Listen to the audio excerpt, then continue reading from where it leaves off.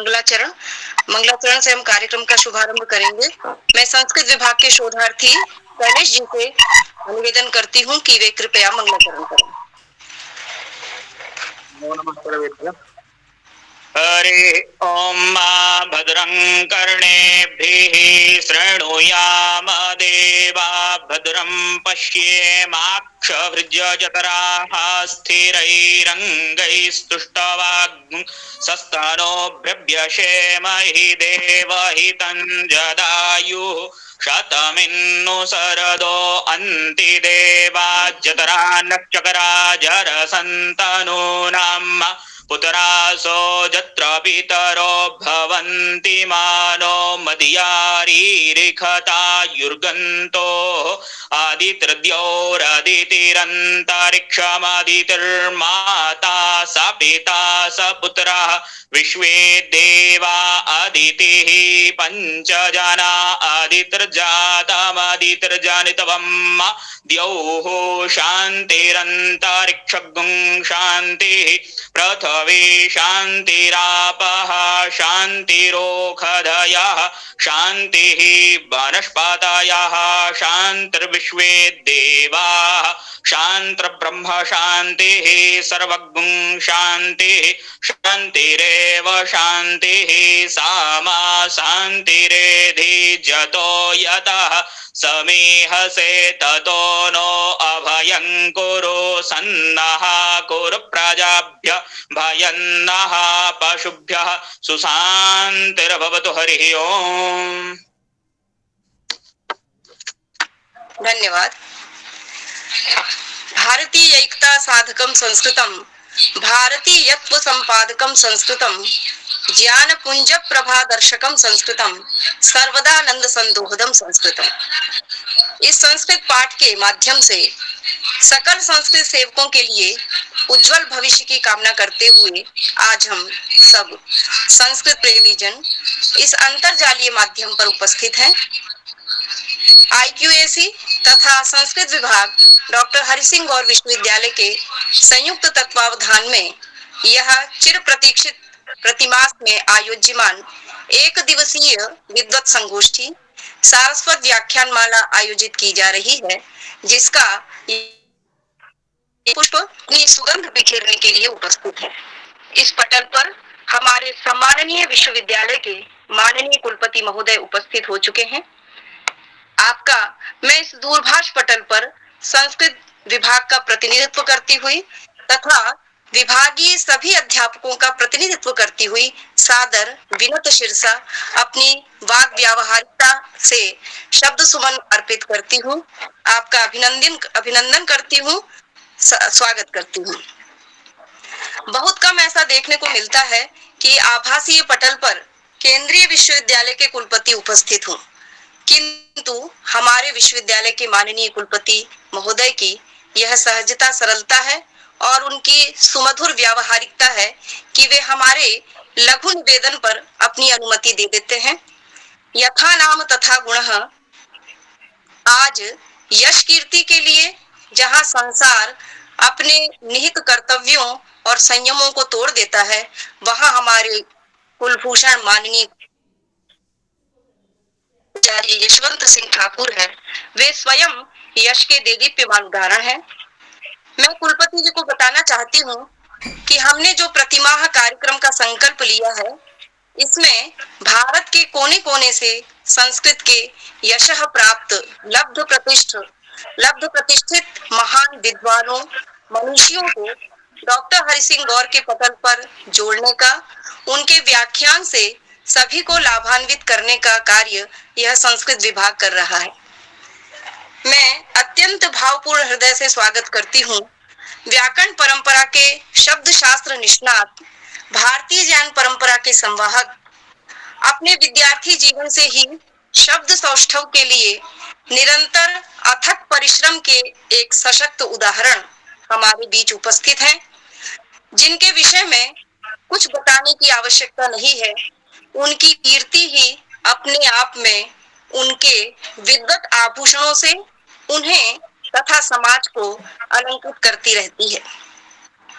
चाहे संस्कृत का अक्षर ज्ञान कराने के लिए संस्कृत शिविर चलाने की बात हो अथवा महाभाष्य और वैयाकरण भूषण सार जैसे दुरूह ग्रंथों का रहस्य उद्घाटन करने, अध्यापन करने कराने की बात हो, वे इस कर्तव्य पद से कभी वंचित नहीं होते। यही निरंतरता उनकी किसी भी विद्वान को अपनी सहजशीलता के कारण आकर्षित कर देती है। ऐसे महनीय आचार्य संस्कृत विद्या विभाग अध्यक्ष संपूर्णानंद संस्कृत विश्वविद्यालय के प्रोफेसर रविशंकर पांडेय वर्य मुख्य वक्ता के रूप में अपने ओजस्वी वाक वैदग्ध्य से हमें आप्लावित करने के लिए उपस्थित हैं। मैं उनके प्रति संस्कृत विभाग डॉक्टर हरि सिंह गौर विश्वविद्यालय सागर की ओर से विनम्र प्रणति निवेदित करती हूँ, उनका स्वागत करती हूँ। मैं हार्दिक स्वागत व वंदन करती हूँ IQAC आंतरिक गुणवत्ता अनुशासन प्रकोष्ठ के निदेशक तथा शिक्षा शास्त्र विभाग के अध्यक्ष आदरणीय आचार्य अनिल जैन जी का, जिनके द्वारा IQAC का निदेशन उत्तम कोटि का चल रहा है। वे अहर्निश आचार्यों के लिए चिंतन करते रहते हैं, विश्वविद्यालय की समुन्नति के लिए सदैव तत्पर हैं। वे सहजता सरलता की प्रतिमूर्ति हैं। वे कवि हृदय भी हैं। उनकी प्रेरणास्पद कविताओं से विश्वविद्यालय सुपरिचित है। मैं सादर अभिनंदन करती हूँ तथा हमारे मध्य उपस्थित हैं संस्कृत विभाग के अध्यक्ष आचार्य राजेंद्र यादव जी। आप हिंदी के परंपरागत विद्वान हैं। संस्कृत माँ है, हिंदी पुत्री है, अतः मातृत्व भाव से संतति अनुप्राणित होती है। इसलिए संतति का कर्तव्य होता है कि वह अपनी माँ की सेवा में स्वतः की संपूर्णता को माँ के लिए समर्पित कर दे। इसका देदीप्यमान उदाहरण देखना हो तो सागर विश्वविद्यालय के संस्कृत विभाग अध्यक्ष आचार्य राजेंद्र यादव जी को हम जाने। उन्होंने संस्कृत विभाग में आकर कभी महर्षि बनने का प्रयास नहीं किया, अपितु राजर्षि बनकर सेवा करने में विश्वास रखते हैं। मैं उनका भी बहुत बहुत स्वागत करती हूँ, अभिनंदन करती हूँ तथा पटल पर उपस्थित सभी संस्कृत विभाग के महनीय यशसा देदीप्यमान आचार्य प्रवर doctor Shashi Kumar Singh ji, doctor नौनिहाल Gautam ji, doctor Ramhet Gautam ji तथा स्वामी विवेकानंद विश्वविद्यालय से उपस्थित संस्कृत विभाग अध्यक्ष डॉक्टर सुखदेव वाजपेयी जी, प्राचीन इतिहास विभाग से उपस्थित डॉक्टर सुरेंद्र यादव जी, रानी अवंतीबाई लोधी विश्वविद्यालय से आचार्य डॉक्टर शैला यादव जी तथा रविंद्रनाथ टैगोर विश्वविद्यालय भोपाल से डॉक्टर दीपक तिवारी जी, अन्य विभागों से उपस्थित सभी आदरणीय आचार्यों का मैं इस पटल पर स्वागत करती हूँ। संस्कृत के सभी शोधार्थी, स्नातकोत्तर कक्षा के सभी विद्यार्थी तथा भारत के अन्य विश्वविद्यालयों महाविद्यालयों से जुड़े सभी विद्यार्थियों का इस पटल के माध्यम से हार्दिक स्वागत है। हम सब जानते हैं कि कुलपति पद के अनेक दायित्व होते हैं। पुनरपि हमारे छोटे से निवेदन पर माननीय कुलपति महोदय यहाँ उपस्थित हैं। उनकी अन्यत्र व्यस्तता है। इस वशात मैं माननीय कुलपति जी से ही सादर विनम्र प्रथमतया अनुरोध करती हूँ कि वे अपना अध्यक्षीय रूप में आशीर्वचन हमें प्रदान करें। माननीय कुलपति महोदय जी।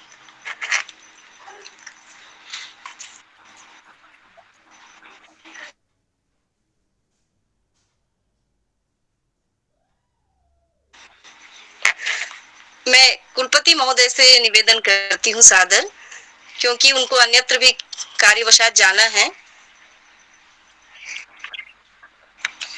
लगता है वो वार्ता कर रहे हैं। प्रवीण जी, मुझे लगता है वो किसी कार्य में संलग्न हो गए हैं। कोई बात नहीं, क्योंकि हमारे बीच फोन करवा दीजिए। फोन उनका म्यूट है मोबाइल। कुलपति जी शायद बोल रहे हैं पर उनका मोबाइल म्यूट है। आचार्य कुलपति महोदय, आपका मोबाइल म्यूट है। फोन करवा दीजिए मैडम। नहीं, मोबाइल म्यूट है। हाँ बोलिए, ऑन है मेरा। जी आचार्य जी, आपका आशीर्वचन अध्यक्षीय उद्बोधन आशीर्वचन के रूप में हो जाए, क्योंकि आपको अन्यत्र भी जाना है। तो इसलिए मैं चाहती हूँ कि आपका प्रथम उद्बोधन आशीर्वचन के रूप में हमें प्राप्त हो।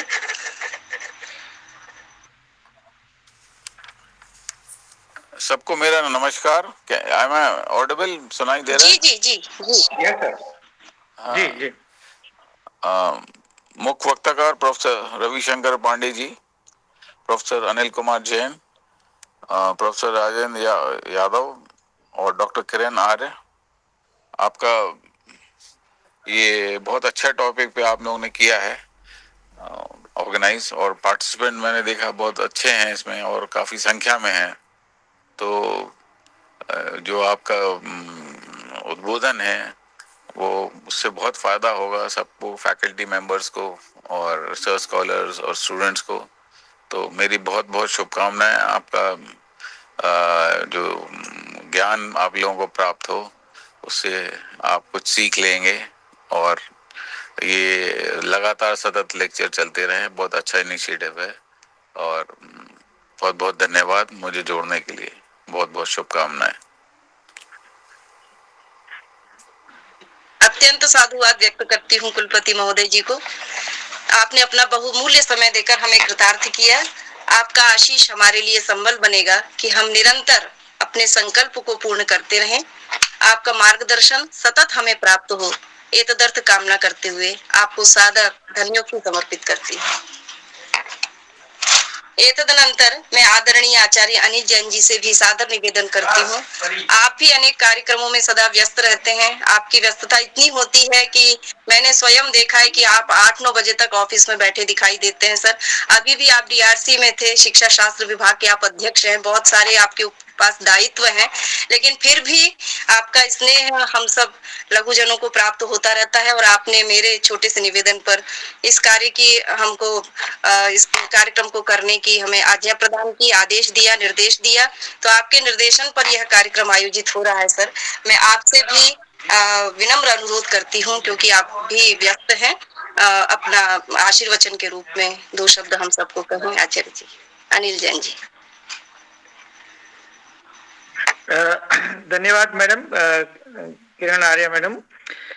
विश्वविद्यालय के यशस्वी कुलपति माननीय प्रोफेसर यशवंत सिंह जी ठाकुर साहब, आज के इस आभासी मंच पर हमारे बीच उपस्थित माननीय अतिथि प्रोफेसर रविशंकर पांडे, संपूर्णानंद संस्कृत विश्वविद्यालय, इस कार्यक्रम की संयोजक डॉक्टर किरण आर्य और विभिन्न विश्वविद्यालयों से जुड़े हुए आचार्यगण, शोधार्थी, इस विभाग के विभागाध्यक्ष प्रोफेसर राजेंद्र यादव और अन्य सभी सुनी गुणीजन जो इस आभासी मंच से जुड़े हुए हैं, आप सबका हृदय से ये कह सकता हूं कि मैं धन्यवाद प्रेषित करता हूं और प्रफुल्लता अनुभव करता हूं कि संस्कृत जो हमारी मातृभाषा है, जननी है। मैं तो कहता हूं, जैसे मैडम ने कहा कि माँ की उपाधि दी है, और निश्चित रूप से यह भाषा जो है हृदय स्पर्शी है,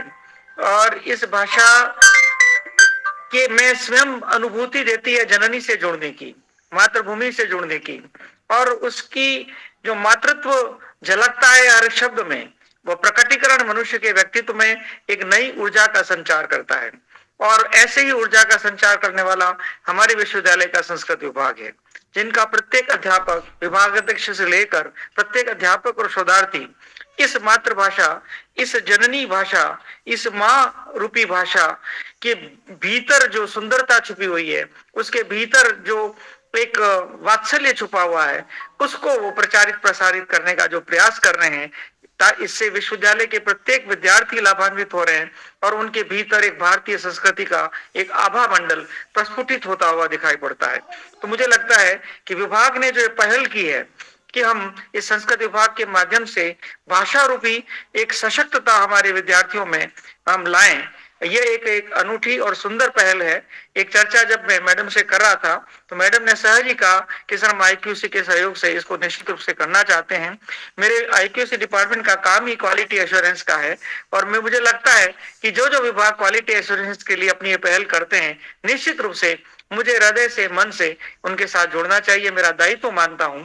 और आपने ये कार्य आरंभ किया, मैं उसके लिए साधुवाद प्रेषित करता हूं कि आपके भीतर एक अध्यापक की जो आत्मा है वो जागी, और आपने कहा कि नहीं, मुझे सहज रूप से पहल करते हुए देश के विद्वानों को जोड़कर हमारे विद्यार्थियों को लाभान्वित करना चाहिए। इस पहल के लिए मैं पूरे विभाग को धन्यवाद प्रेषित करता हूं और मैं आशा करता हूं कि आगामी जितने भी हम वक्तव्य विभिन्न विद्वानों के यहाँ पर कराएंगे, विश्वविद्यालय उससे लाभान्वित होगा, हमारे शोधार्थी लाभान्वित होंगे और जो गुड रहस्य और जो गुड बातें हम इन वार्ताओं से प्राप्त करेंगे, उससे हम एक ऐसा डॉक्यूमेंट डेवलप करेंगे जो निश्चित रूप से भारतीय ज्ञान परंपरा का जो आलेख राष्ट्रीय शिक्षा नीति 2020 चाहती है, उस तरह का हम तैयार करके इस भारतीय पटल पर जनमानस को हम आकर्षित करते हुए इसको हम विश्वविद्यालय के विभिन्न पाठ्यक्रमों में समावेश कर सकेंगे। इन्हीं आशाओं के साथ एक बार सभी का धन्यवाद और आपने मुझे बोलने का अवसर दिया, अपनी बात कहने का अवसर दिया, उसके लिए भी धन्यवाद। Thank you. अत्यंत साधुवाद। आप हम सब कृतार्थ हुए आचार्य जी आपके सुमधुर वचनों से।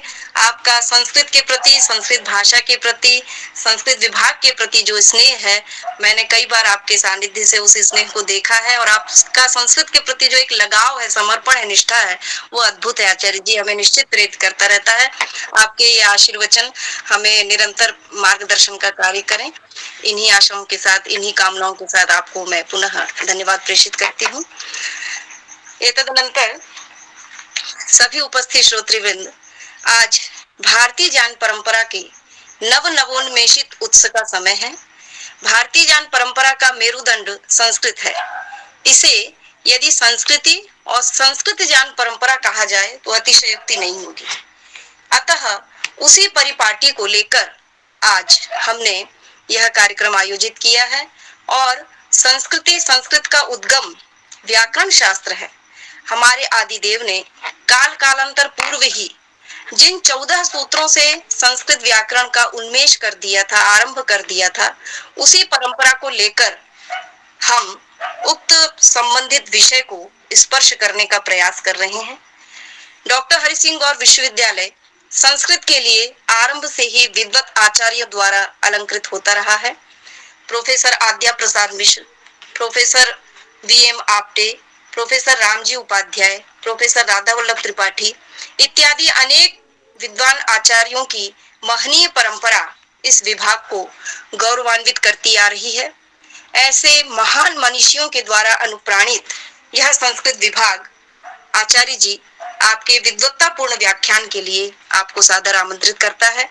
आप सिद्धे शब्दार्थ संबंधी जो व्याकरण का विषय है, जिसे हम बहुत ही रोचक ढंग से आचार्य जी के मुखार बिंद से सुनेंगे, आचार्य जी सादर आमंत्रित हैं इस पटल पर। मैं एक संस्कृत के श्लोक के माध्यम से उनको सादर आमंत्रित करती हूँ कि वे अपने सुंदर वचनों से व्याकरण जैसे दुरूह, लोगों की ऐसी मानसिकता है कि व्याकरण एक दुरूह विषय है, लेकिन वो कितना सरल है, मैंने आपके कई व्याख्यानों से सुना। पाणिनीय व्याकरण की व्यावहारिक उपयोगिता का आपने एक अद्भुत व्याख्यान एक बार दिया था। उसको सुनकर के मुझे लगता है कि पूरा विद्वत समाज प्रभावित रहा है। तो उसी भूतकालिक उपदेश को स्मरण करते हुए, व्याख्यान को स्मरण करते हुए मैं पुनः एक संस्कृत के श्लोक के माध्यम से आपको सादर आमंत्रित करती हूँ। बह्वायाम अभरी सदा विचरति प्रज्ञा यदि यावरा वार्धक्येऽपि सभासु या वितरति ज्ञानामृतं तात्विकम्। जिह्वायां हि सरस्वती सुनिहिता सूतेऽपि शब्दामृतं येषां ते विबुधा विशुद्धचरिताः पांडेय रविशंकराभिधाः। सादर आमंत्रित करती हूँ आचार्य जी। क्यों कट गया? हरिओम। मेरी ध्वनि जा रही है ना? आचार्य जी आप सभी को फिर से मैं नमस्कार करता हूँ और सारस्वत शिल्पकारों की विद्या जहाँ पर रमण करती हो, ऐसे रमणीय विश्वविद्यालय जो प्रकृति की गोद में विद्यमान है, विराजमान है, ऐसे विश्वविद्यालय के महनीय कुलपति यशस्वी प्रोफेसर यशवंत सिंह ठाकुर जी आज इस सारस्वत व्याख्यान माला की अध्यक्षता कर रहे हैं। मैं बाबा विश्वनाथ की इस पावन धरती से सर को नमस्कारांजलि समर्पित कर रहा हूँ। साथ ही प्रोफेसर अनिल कुमार जैन जी जो वहां पर आईक्यूएसी के निदेशक हैं तथा उनकी महनीय कृति को जब हमने शब्दों के माध्यम से सुना तो मेरा मन बड़ा प्रसन्न हुआ। ऐसे आचार्य को मैं नमस्कार करता हूँ। आदरणीय राजेंद्र यादव जी सर जो संस्कृत विभाग के अध्यक्ष हैं और इस कार्यक्रम की संयोजिका डॉक्टर किरण आर्जा जी जो सारस्वत साधना की साक्षात प्रतिमूर्ति है। मेरे परम प्रिय मित्र डॉक्टर रामहेत गौतम जी, डॉक्टर शशि कुमार सिंह जी और डॉक्टर नवनिहाल गौतम जी जो आप लोग इस कार्यक्रम को एक आकृति प्रदान करने में अपना सहयोग दिया है। ऐसे सभी विद्वत जनों को मैं नमस्कार करते हुए इस कार्यक्रम में मैं अपना शब्द आप सबके सामने समर्पित करता हूँ। वैसे प्रतिष्ठा वैभव तो पर्याप्त मुझे मिला इस मंच पर, ठीक है। ये व्याकरण है और ये विद्या अद्भुत विद्या है। मैं प्रयास करूंगा कि इसकी सरलता और सहजता आप तक पहुंचे। जो मुझे दायित्व दिया गया है वह यह है कि सिद्धे शब्दार्थ संबंधे, ये वार्तिक है पतंजलि का महाभाष्य में, और मुझे ये लगा कि इस विषय का आखिर चयन क्यों किया गया, क्योंकि व्याकरण के अरणों में, व्याकरण के समुद्र में नाना विषय है। तो हमें लगा कि जिस आचार्य ने इस विषय का चयन किया होगा संभवतः वह सृष्टि विज्ञान से ओतप्रोत होकर के किया होगा। क्योंकि जो वैयाकरण होता है, वैयाकरण का तात्पर्य है जो शब्द का पुजारी होता है, जिसके लिए शब्द ही ब्रह्म है, जिसके लिए शब्द ही परमात्मा है, जो यह मान के चलता है कि मेरी उत्पत्ति शब्द से हुई है और जब मेरी इस शरीर की समाप्ति होगी तो मैं शब्द ब्रह्म में जाकर के मिल जाऊंगा।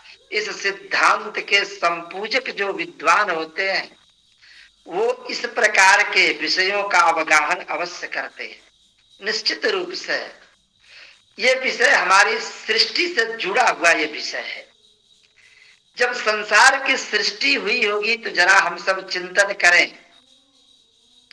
कि संसार की सृष्टि के बाद जब मानव आया होगा और मानव को जब ये ज्ञानेंद्रिय प्राप्त हुए होंगे, स्वाभाविक रूप से जब मानव है तो उसको ये ज्ञानेंद्रिय खास करके उसका श्रोत्र, घ्राण, रसना, चक्षु और त्वक, ये 5 जो उसको ज्ञानेंद्रिय प्राप्त हुए होंगे, तो आप चिंतन करें कि इन 5 ज्ञानेंद्रियों का कोई न कोई कार्य होगा। जैसे जो ये श्रोत्र है इसका कार्य है शब्द को ग्रहण करना, वो शब्द को ग्रहण करने का कार्य है। घ्राण का कार्य है गंध को ग्रहण करना, रसना का कार्य है रस को ग्रहण करना, चक्षु का कार्य है रूप को ग्रहण करना और त्वक का कार्य है स्पर्श को ग्रहण करना। तो ये जो 5 ज्ञान इंद्रिय है इनके 5 ये सब विषय है।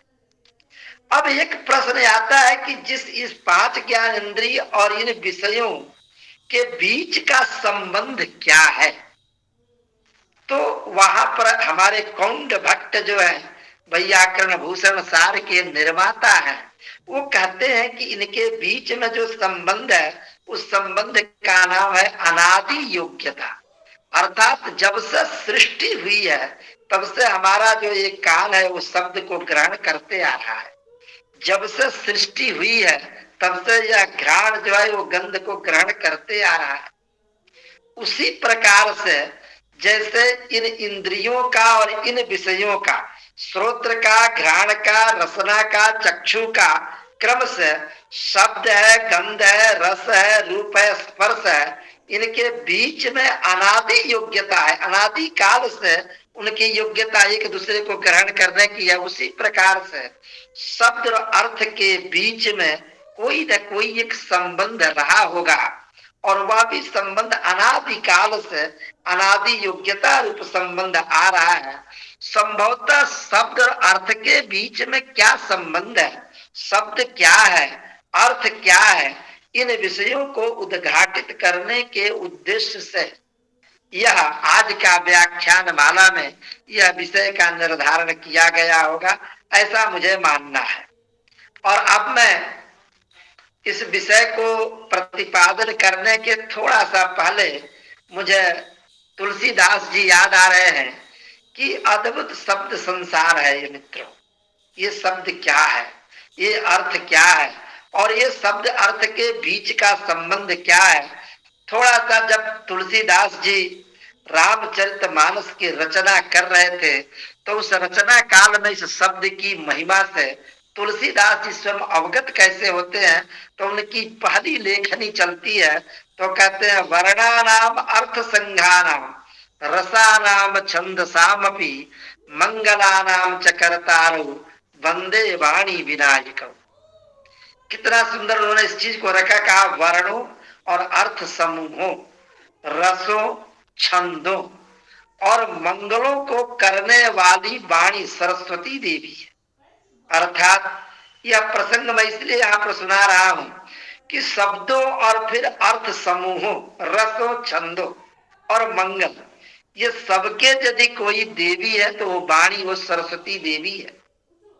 और ये यह इंगित करके वो बताना चाह रहे हैं कि मैं जो ये रामचरितमानस आपके सामने रखने जा रहा हूं, ये शब्द राशि है, और इस शब्द राशि के माध्यम से उस परम ब्रह्म परमात्मा को जो अर्थ रूप में संसार देखा है उसको मैं उपस्थापित करने जा रहा हूं।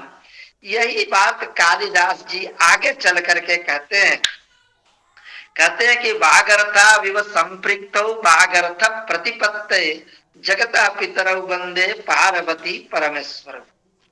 अब मैं इस बिंदु को इस कालिदास के इस श्लोक के माध्यम से ये मैं आपसे स्पष्ट करना चाहता हूं कि यह बिल्कुल सत्य है कि संसार की सृष्टि शब्द से हुई है। ये संसार की सृष्टि शब्द से हुई है, और यही कारण है कि वैयाकरण जो है उसको शब्द ब्रह्म कहता है, और ये शब्द ब्रह्म से संसार निकला हुआ है। देखें, ये कह रहे हैं कि ये पार्वती और परमेश्वर कैसे हैं, और पार्वती परमेश्वर को क्या मानते हैं कालिदास, तो कहते हैं ये जगत के माता पिता है। पितरौ समास है, उसमें दोनों शब्द निहित है, माता और पिता दोनों को जब हम लोग जोड़ देंगे तो ये व्याकरण में पितरौ बनता है। मैं व्याकरण के उसमें टेक्निकल में जाना नहीं पसंद कर रहा हूं। तो पितरौ अर्थात इस जगत को जन्म देना और इस जगत का पालन पोषण तक सब कुछ ये पार्वती परमेश्वर ये कैसे है, तो वाक और अर्थ के रूप में है। अर्थात जैसा वाक अर्थात वाणी, वाणी के रूप में वहां पार्वती और अर्थ के रूप में शंकर।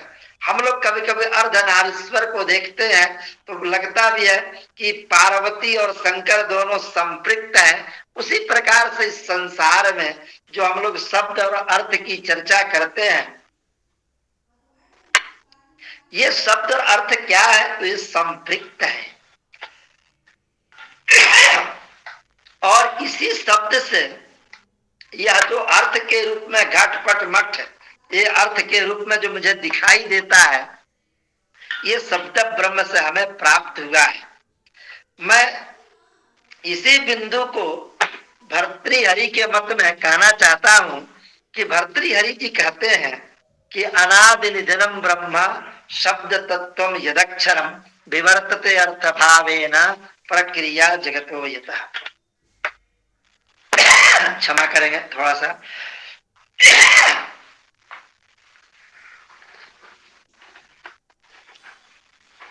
थोड़ी सी खांसी से। हाँ, ये भर्तृहरि जी भी कहते हैं आपने वास्तव में शब्द को क्यों लिया, तो शब्द से ही संसार की सृष्टि है। वो कहते हैं विवर्तते अर्थभावेन, अर्थात जो शब्द ब्रह्म है वो शब्द ब्रह्म से ये संसार विवृत हुआ है, यह संसार निकला है। और ये कैसा है शब्द? तो कहते हैं अनादि निधनम, अर्थात जिसका आदि न हो और जिसका निधन न होता हो। मित्रों देखें ये शब्द की क्या महिमा है। अभी तक तो हम लोग ये चिंतन किए थे कि ब्रह्म जो होता है, परमात्मा जो होता है वो जन्म नहीं लेता है और परमात्मा जो है वो मरता भी नहीं है। ये हम लोग का एक कॉन्सेप्ट है।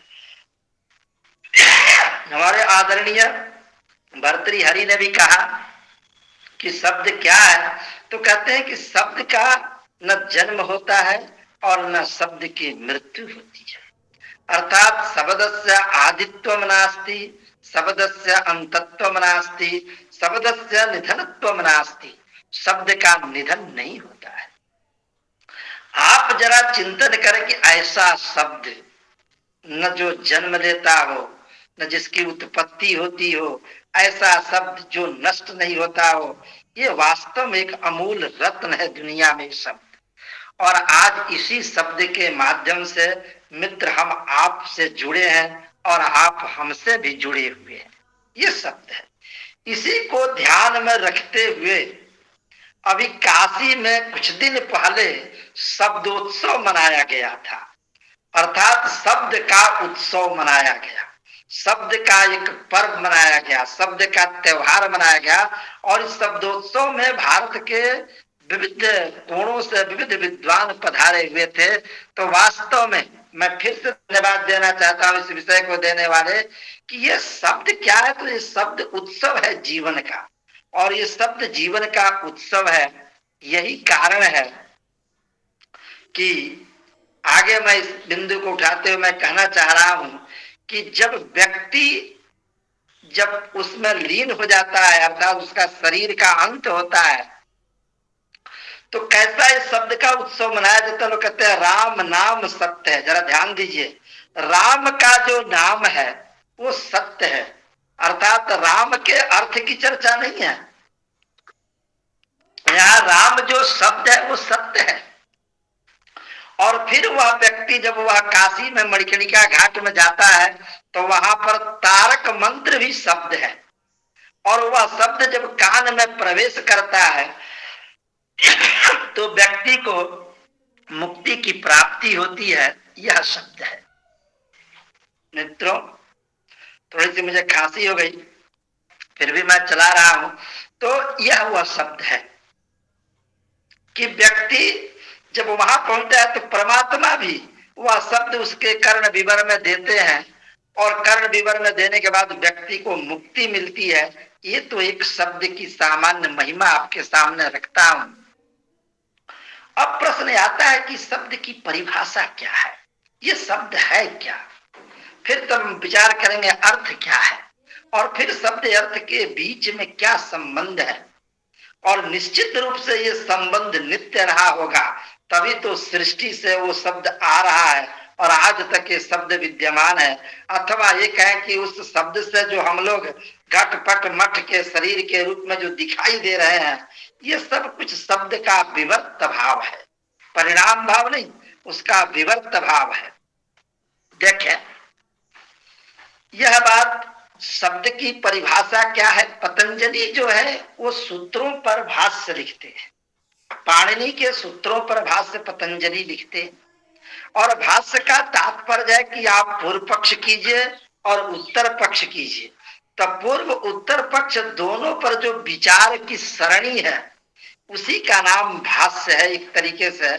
इसीलिए भाष्य में पहले भाष्यकार कहते हैं ये तो वक्तव्यम, फिर कहते हैं न वक्तव्यम वक्तव्यम चेत ही किंग कारणम अतः न वक्त, फिर आगे कहते हैं कि पूर्व में स्माभियदुक्तम तदेव सत्यम। इस तरह करके पूर्व पक्ष उत्तर पक्ष करके जो एक सिद्धांत का उद्भावन करते हैं, ऐसे पतंजलि भी जो है इस शब्द को उठा करके और वो प्रश्न करना चाहते हैं। हमारे दुनिया में गौ जो है हमारे आस्था के प्रतीक है गौ, और उस गौ को केंद्र में रख करके वो पूछते हैं कि गौ को बैठी हुई गौ की तरफ वो अंगुली का निर्देश करते हैं। आप लोग भी चिंतन करें कि गौ बैठी हुई है और वहां पर पतंजलि भाष्य आरंभ करते हैं।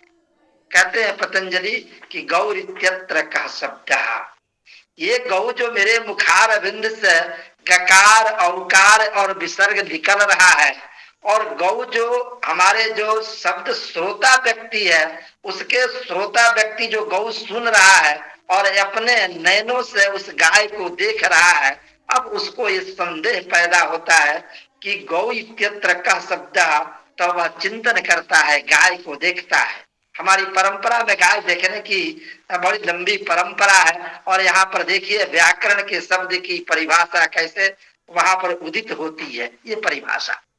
तो कहता है कि क्या वो गाय की जो शासना है, गाय का जो लांगुल है, शासना गलकंबल को कहते हैं, उसके लांगुल है, ककुद है, खूर है और बिसाणी, ये गाय के सब अंग है।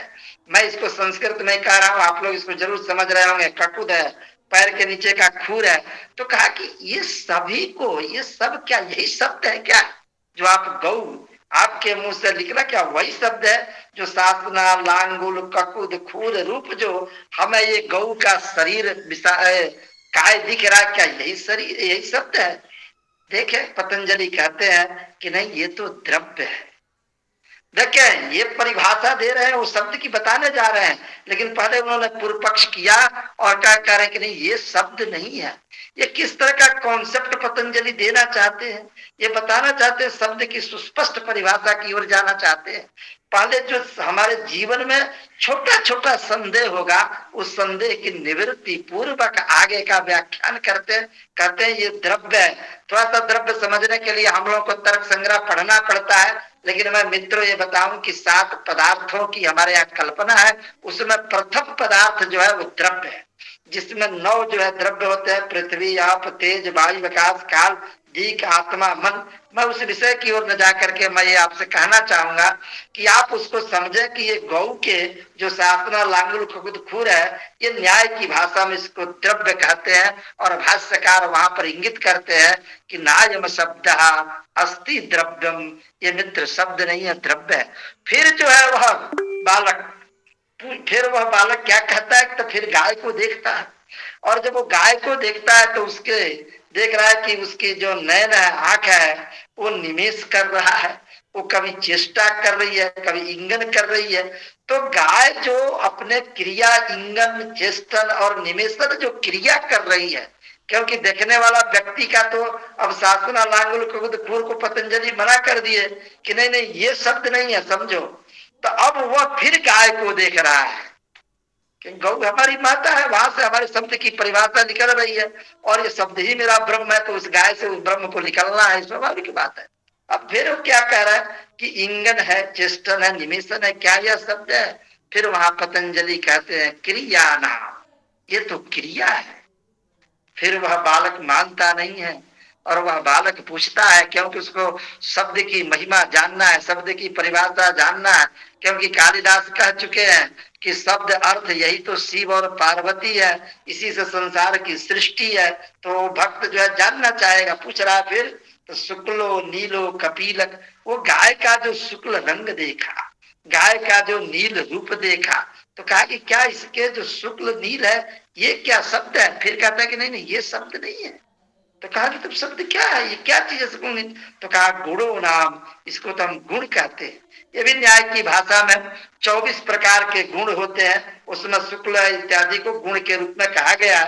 फिर वह अब वह छात्र जो है परिपक्व हो चुका, थोड़ा उसका ज्ञान अब आगे की ओर जा रहा है। अब गाय के अंतर्निहित बात कर रहा है, कहा क्या इस गाय में रहने वाला जो गोत्व है, जिस गाय के छिन्न करने पर अछिन्न हो, गायों के बांटने के बाद भी अभिन्न हो, संसार के सकल गाय में यदि कोई एक चीज रहता है तो उसका नाम है गोत्र। तो कहा कि ये गोत्र यह शब्द है। भाष्यकार मुस्कुरा करके कहते हैं कि नहीं मित्र, ये आकृति है। वह थक गया, वह गाय को देख करके पूछता है, तो आप प्रश्न होता है कि ये द्रव्य है, ये क्रिया है, ये गुण है और ये आकृति है। फिर वह शिष्य कहता है तरही कोयम शब्द, तब ये शब्द क्या है? आप चिंतन कीजिए, एक भक्त भी जब परमात्मा को पाने का प्रयास करता है मित्र, तो हजारों वर्ष तप करता है, उसके बाद वह शब्द ब्रह्म, वह ब्रह्म उसको प्राप्त होता है। उसी प्रकार से भाष्यकार शब्द की ओर अपने शिष्य को ले जा रहे हैं क्रम से। अभी वो तप कर रहा है, फिर भाष्यकार अब कहते हैं कि थक गए, तो कहा कि जी अब बताइए कि शब्द क्या है।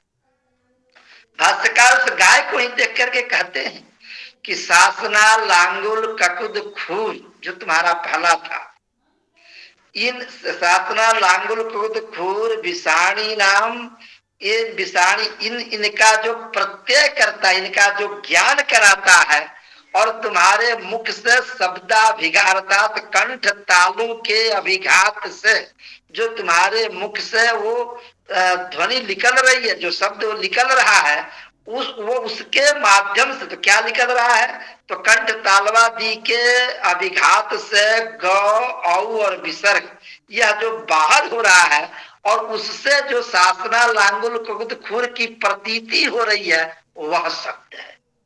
अब ये थोड़ा सा चिंतन कीजिए, भाष्यकार क्या कह गए। अरे आप कह रहे हो कि ये नो चारिते न, अर्थात कंठ तालु के अभिघात के द्वारा ये गकार औकार विसर्ग ये निकला, एक बात। दूसरी बात कह रहे हैं आप कि इसके द्वारा शास्त्रा लांगुल को खुर के अर्थ का प्रत्यय भी बोध भी हो, वो शब्द कहते हैं। अर्थात हमारे मुख से यदि कोई शब्द कुछ निकल रहा है और उससे अर्थ की भी यदि प्रतीति होती है, तब वह प्रतीति कराने वाला तालुदी अभिघात के द्वारा जो हमारे कर्ण विवर में अभिव्यक्त होता है, कर्ण विवर में पहुंचने के बाद जो अभिव्यक्त होता है, वह अभिव्यक्त होने वाला शब्द है। ये वो कह रहे हैं। थोड़ा सा लगा हमें भाष्यकार को कि थोड़ा हमारे शिष्यों के लिए कठिन पड़ेगा, तो फिर भाष्यकार आगे कहते हैं, यस्मात् प्रतीत पदार्थ को लोके ध्वनि शब्द इति उच्यते। वो कहते हैं कि जिससे अर्थ की संसार में प्रतीति हो, अर्थात जो अर्थ की प्रतीति करावे, उसी का नाम शब्द है। इस प्रकार शब्द की जो परिभाषा है, वह पतंजलि के मत में ये शब्द निर्धारित होता है। और जब कणाद के अनुसार आप चिंतन करेंगे, तो कणाद कहते हैं कि आप्त वाक्यम शब्द, आप्तों का जो वाक्य है, और आप्त कहते किसको है, तो यथार्थ वक्ता, अर्थात रागादि वसादपि जो अन्यथावादी नहीं है, प्रति और अनुराग और द्वेष होने पर भी जो व्यक्ति अन्यथावादी न हो, अर्थात जो यथार्थ का ही कथन करे, ऐसे आप्त पुरुषों के मुख से निकला हुआ जो वाक्य है, उसी को शब्द कहते हैं। ऐसा न्याय शास्त्र का एक प्रतिपादन आता है। अब जो है थोड़ा सा मैं इसी बिंदु को उनके माध्यम से कहना चाहता हूं, भर्तृहरि का। भर्तृहरि ने कहा कि न सोस्ति प्रत्यय लोके शब्दानुगमादृते अनुविद्धम ज्ञानम सर्वम शब्देन भासते। वो कहते हैं कि संसार की जितनी भी प्रक्रिया है, हमारे बातचीत के माध्यम से चाहे जिस किसी माध्यम से, तो वो कहते हैं कि जो भी ज्ञान है, ये ज्ञान कैसा है, तो अनुविद्धम इव ज्ञानम सर्वम शब्देन भासते। ये संसार का जितना भी ज्ञान हो रहा है, कर रहे हैं, और ये ज्ञान कैसा है, तो कहा कि जैसे हमें अर्थ के रूप में ये घड़ा दिखाई दे रहा है, अर्थ के रूप में मकान दिखाई दे रहा है, अर्थ के रूप में संसार दिखाई दे रहा है, तो ये कह रहे कि सर्वम शब्देन भासते, ये सब कुछ का ज्ञान शब्द के द्वारा ही संभव है, अर्थात शब्द के माध्यम से ही संभव है, अन्य माध्यम से संभव नहीं हो सकता है। मैं थोड़ा सा इस बिंदु को आगे बढ़ाते हुए मैं कहना चाहूंगा इसी क्रम में कि ये शब्द वस्तुतः जो हम अध्ययन कर रहे हैं हम लोग, ये शब्द और ये अर्थ, ये दोनों, यह सत्य है कि एक शब्द से अण प्रत्यय करके शब्द बनता है, जिसका तात्पर्य है कि शब्द से जो निकले, तो शब्द से क्या निकलेगा, अर्थ ही तो निकलेगा। जैसे हमने गौ कहा, तो गौ इस शब्द से जो अर्थ हमको बताए पतंजलि, वो सासना, लांगुल, ककुत, खूर, विषाणी, यही तो उन्होंने अर्थ बताया। तो शब्द से अर्थ दोनों को एक तरीके से पतंजलि वहां पर निर्धारित कर देते हैं कि ये गौ शब्द है और सासना, लांगुल, ककुत, खूर, विषाणी जो है ये वस्तुतः गौ का अर्थ है। यद्यपि शब्द का हम चिंतन करेंगे, शब्द में गौ शब्द को लेकर के तो गमनादि रूप व्यापार ये सब भी अर्थ उसमें घटता है, लेकिन मैं उधर न जा करके जो पतंजलि है उसी पर मैं आधारित हूँ। तो मुझे ये कहना है कि पतंजलि एक तरीके से अर्थ को भी स्पष्ट कर दिया और पतंजलि ने शब्द को भी स्पष्ट कर दिए। अब इसके बाद पतंजलि के मन में चिंतन होता है कि ये जो सासना, लांगुल, ककुद ये अर्थ है और गौ ये जो शब्द है, ये दोनों के बीच का संबंध क्या है। तो इस बिंदु को जब वो चिंतन करते हैं तो कहते हैं कि ये दोनों के बीच के जो संबंध है वो संबंध का नाम है सिद्ध संबंध, अर्थात संबंध सिद्ध है। सिद्ध शब्द की मैं व्याख्या करूंगा। यही नहीं, उस सिद्ध को जब हम वार्तिक के रूप में देखते हैं तो सिद्धे शब्दार्थ संबंधे, सिद्ध जो ये शब्द है वस्तुतः जब शब्दार्थ संबंधे शब्द की हम व्याख्या करते हैं तो शब्द है, अर्थ है और संबंध है। यहाँ पर थोड़ा व्याकरण की चर्चा करें, यहाँ द्वंद्व समास है और मित्रों जहाँ द्वंद्व समास होता है वहां उसका प्रत्येक जो पदार्थ होता है, प्रत्येक जो अवयव होता है वो सभी स्वतंत्र होते हैं। जैसे होता क्या है कि जब तत्पुरुष समास करते हैं तो उसका उत्तर पद प्रधान होता है, तो पता चला कि उसका पूर्व पद प्रधान हो जाएगा। एक दुनिया में एक यही तो समास है मित्रों, जिसके सारे पद प्रधान होते हैं। हमें लगा पतंजलि व महावैज्ञानिक व्यक्ति था जिसके मन में यह भाव आया। क्या भाव आया?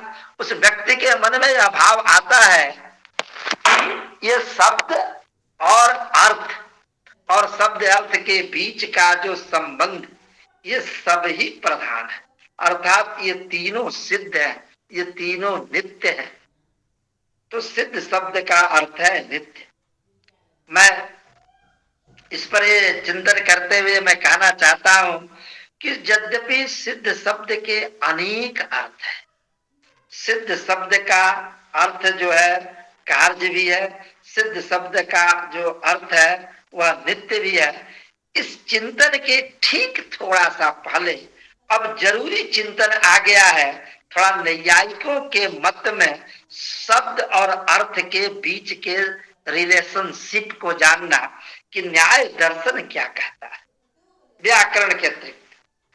तो न्याय दर्शन अर्थात कणाद कहते हैं कि संसार की जब सृष्टि हुई होगी और संसार में जब मानव आया होगा तो स्वाभाविक बात है कि मानव इस संसार को देखा होगा, इस पर्वत को, इस समुद्र को, इस वन को और इस मिट्टी को, इस पृथ्वी को, स्वयं को, जीव जानवर सबको देखा होगा। तो मानव के मन में यह भाव जगा होगा कि मैं कुछ ऐसा करूं जिससे इस वस्तु का इसके माध्यम से ज्ञान हो। अर्थात जैसे आज के समय में मैं कहूं कि ये जो दिखाई दे रहा है पाषाण का खंड विशाल, इसका कोई एक नाम हो तो क्या इसका नाम हो, क्या इसका शब्द हो, ये मानव के मन में चिंतन हुआ होगा। ये मान करके चलिए कि उस समय चूंकि नैयायिक जो है उस शब्द को नित्य नहीं मानता है, वह मानता है कि शब्द की भी सृष्टि होती है जैसे संसार की सृष्टि होती है। तो जो शब्द के सृष्टि करने वाले जो नैयायिक महोदय है, ये नैयायिक महोदय कहते हैं कि उस समय वह परमात्मा आता है, वह ईश्वर आता है। और ईश्वर आकर के कहता क्या है? वह कहता है कि यस्मात् पदार्थ अयम अर्थ बोधव्य। मित्रों देखे, अब इन्होंने आरंभ कर दिया, कहा कि इस पर्वत शब्द से ये जो पाषाण का विशाल खंड है, इस पर्वत शब्द से इस विशाल पहाड़ को आप समझो, ये उन्होंने कहा। अर्थात वो ये कहते हैं कि घट शब्द से ये जो कपाल द्वय जो जुड़ा हुआ है, जिसको हम संस्कृत में कंबु गिरिवादीमान व्यक्ति कहते हैं, तो कहा कि ये घट जो है ये जो आन पूर्वी है, इस आन पूर्वी से यह समझो। अब यहाँ प्रश्न आता है कि इस परिस्थिति में शब्द अर्थ के बीच का कौन सा संबंध है? जहाँ शब्द जो है कार्य है, जहाँ अर्थ भी कार्य है, तो दोनों के बीच का रिलेशन हम कैसे क्रिएट कर क्या कहें? तो उस समय वो कहते हैं, जो नकड़ाद के मत में नैयायिक कहते हैं कि समात शब्दात है मर्थ बोध में दो सिद्धांत है, इदम पदम एवं अर्थम बोध है। तो इसलिए ये दो सिद्धांत है कि नैयायिक शब्द को भी महान मानता है, विशेष मानता है, अर्थ को भी विशेष मानता है, और वो कहता है कि शब्द अर्थ के बीच में ईश्वरेच्छा संबंध है। ईश्वर की इच्छा थी कि आप पर्वत पद से ये पाषाण खंड समझिए, आप गौ पद से शास्त्रा लांगुल ककुत खूर व्यक्ति को समझो, आप घट पद से ये कम्बु गिरिवादी मान अर्थात कपाल द्वय संयुक्त इसको आप समझो। ये ईश्वर ने एक प्रकार की संसार में व्यवस्था दी, इसीलिए तो उन्होंने कहा ईश्वर इच्छा शक्ति है। अब थोड़ा सा चिंतन कीजिए, अब वैयाकरण इसको एक्सेप्ट नहीं करता है। वैयाकरण कहता है कि अच्छा एक चीज बताओ कि शब्द भी हम समझे, अर्थ भी समझे, दोनों के बीच हमने संबंध जो बता रहे हो, तो कहता है कि इस संबंध की परिभाषा क्या है? हालांकि वैयाकरण क्या पतंजलि तो कहते हैं सतम संबंधा, इस संसार में सबसे अधिक संबंध वैयाकरणों के ही पास है, अन्य किसी के पास नहीं। सैकड़ों संबंध हम लोग जोड़ते हैं, आदमी को तो 2 4 5 संबंध में परेशान हो जाता है। तो कहा कि ये क्या संबंध है शब्द अर्थ के बीच में? तो उन्होंने कहा कि ये ईश्वरेच्छा संबंध है, ईश्वर की इच्छा। कहा कि संबंध की तब परिभाषा बता दीजिए कि संबंध की परिभाषा क्या है? तो नागेश भट्ट कहते हैं, संबंध की परिभाषा बताते हैं नागेश भट्ट परम लघु मंजूषा में, कहते हैं कि संबंध किसे कहते हैं? तो संबंधी दोनों से भिन्न हो, अर्थात संबंध वह होता है, जैसे मैं कहूं कि ये घट जो है इस टेबल पर है, तो टेबल अलग है और एक घट अलग है। चाहे ये कलम जो है इस टेबल पर है, तो ये कलम अलग है, टेबल अलग है, ये दोनों संबंधी हुए, और दोनों के बीच का जो संबंध है वो संयोग संबंध है। अर्थात संबंध किसे कहते हैं? तो संबंधी दोनों से भिन्न हो और दृष्ट हो, अर्थात वह संबंध जो है वो कलम में भी हो और वह संबंध वो टेबल में भी रहे, और फिर क्या एक विशिष्ट बुद्धि का नियामक हो। विशिष्ट बुद्धि का नियामक क्या होगा? तो हम कहेंगे कलम और ये जो टेबल है ये दोनों संयुक्त रूप से बोधित हो रहे हैं, एक विशिष्ट ज्ञान हुआ। उसी प्रकार से ये शब्द है और ये अर्थ है, और दोनों के बीच यदि आप ईश्वरेच्छा करते हो तो ईश्वरेच्छा सही है कि ईश्वर की जो इच्छा है वो तो ईश्वर में है, वो शब्द में नहीं रह सकता है और वो अर्थ में भी नहीं रह सकता है। इच्छा क्या है? चेतन वृत्ति चीज है, तो वो चेतन जो ईश्वर है उसमें रहेगा, न वो शब्द में रहेगा मित्र, न वो अर्थ में रहेगा। तो ये तुम्हारा जो संबंध का एक हमने जो परिभाषा डिफिनीशन जो हमने क्रिएट किया कि संबंध कहते किसको है? तो संबंधी दोनों से भिन्न हो और दोनों संबंधी में निवास करता हो। तो ये तुम्हारी ईश्वरेच्छा रूपी जो संबंध है ये न शब्द में है, ये न अर्थ में है, क्योंकि इच्छा तो चेतन में रहता है, तो इसीलिए इच्छा तो है नहीं। इसीलिए वैयाकरण कहता है कि नैयायिक के मित्र आपके तर्क से मैं सहज रूप में सहमत नहीं। वैयाकरण एक नया संबंध बनाता है, कहता है कि वाच्य वाचक भाव रूप संबंध है शब्द अर्थ के बीच में। और वाच्य वाचक भाव थोड़ा टेक्निकल शब्द है। वाचक का मतलब कि शब्द जो है अर्थ को कहता है, इसीलिए शब्द को हम वाचक कहते हैं, और उस वाचक के द्वारा जो वाच्य होता है वो अर्थ होता है। तो वाच्य वाचकत्व जो है वो दोनों में निवास करता है, और उसी को दूसरे रूप में वैयाकरण क्या कहता है? इतरेतराध्यास मूलकम तादात्म्यम। ये वाच्य वाचक भाव का ही संकेत करते हुए कहता है क्या संबंध है? तो कहा इतरेतराध्यास। इतरेतरा अर्थात होता क्या है? जैसे मैं एक उदाहरण दूं कि जैसे गगन मंडल में हम सूर्यमय हम पश्यामी, जरा चिंतन कीजिए, और अकस्मात बादल आ जाता है तो सूर्य नहीं दिखता है, बादल ने उसको रोका, सूर्य दिखाई नहीं देता है। तो होता क्या है कि जब व्यक्ति को पास ज्ञान नहीं, अर्थात सूरज को किसने ढका? बादल। इसका मतलब कि सूरजो नास्ति तो आप कह नहीं सकते। सूरज यस्ति आपको यही कहना है। जब वो बादल हटेगा तो फिर से सूरज दिखाई देगा। होता क्या है कि जो शब्द ब्रह्म है, तो जैसे हमने कहा कि प्रतीत पदार्थ को लोके ध्वनि शब्द इति उच्यते, थोड़ा वहां से जोड़कर फिर मैं विषय पर आ रहा हूं। तो वो ये कहते हैं कि जब व्यक्ति अज्ञान अवस्था में आ जाता है, अर्थात वहां तक ज्ञान नहीं पहुंचता। एक उदाहरण के रूप में मैं और सरल बनाऊं, चूंकि कठिन हो जाएगा। जैसे एक मित्र बतावे कि एक रस्सी है और रस्सी में हमको कदाचित सर्प का ज्ञान होता है। आप यहाँ तब इतरेतराध्यास समझेंगे। तो रस्सी में हमको सर्प का ज्ञान हुआ, रात्रि में तो ज्ञान मात्र नहीं हुआ, वो रस्सी देखकर हम भागना आरंभ कर दिए। हमें लगा कि यदि यह सर्प हमें काट लेगा तो मृत्युरपि भविष्यति, वहां तक मेरा चिंतन चला गया। अर्थात उस रज्जु में हमें सर्प का ज्ञान हुआ। ये बात हमें दिन में पता चला। जब हम रज्जु को देखने गए तो पता चला कि अरे अरे नायम सर्प यस्ति यम रज्जु।